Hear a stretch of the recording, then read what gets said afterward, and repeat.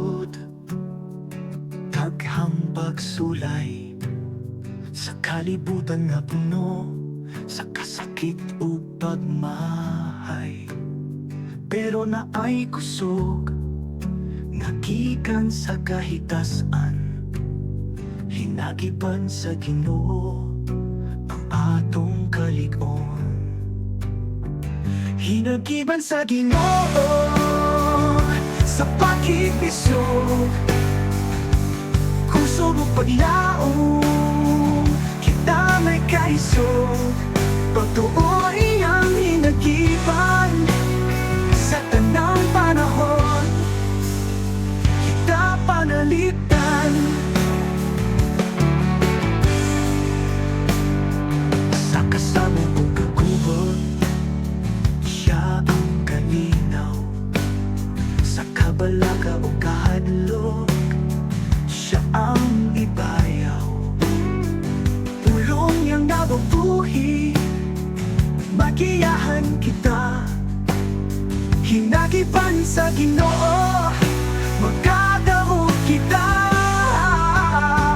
Hinagiban sa Ginoo sa pakipisog, kusog o paglaom, kita may kaisog.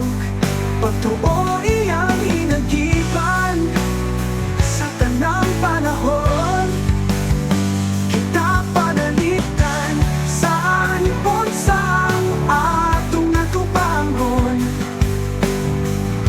hinagiban niya ang atong pagkadalpon. Hindi magkatapang na di kita mahadlok o di kita maluya, kay ang Ginoo man ang atong kauban.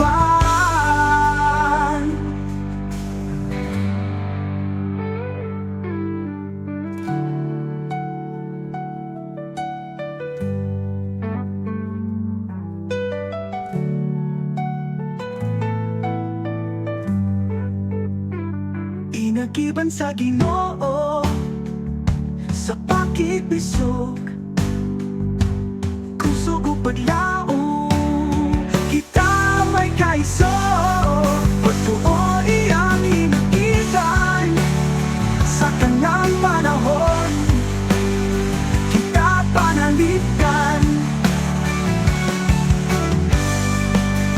Bisan unsa ang atong atubangon, hinagiban niya ang atong pagdadaon. Kini magkatabang na di kita mahadlok o di kita maluya,